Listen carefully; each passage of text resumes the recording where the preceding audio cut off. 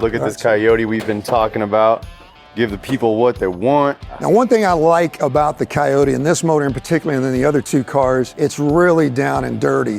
They didn't do anything to really kind of cheese it up a little bit, or all the plastic, all the stuff they put on it. Just raw. Exactly. Raw muscle, raw power. You're a Mustang guy, you'll notice that the shock towers are gone. So to get this Coyote in there, we had to remove the shock towers and go with a completely different front end on the car. And I think it's a Ride Tech front end. I had a Coyote in my F-150 and it hadn't been tuned or anything, and we were pushing. We had exhaust, it was like 470-ish. Right. What are you cranking? This one's a little over 525. Okay, so tune, intake. Yeah, exactly.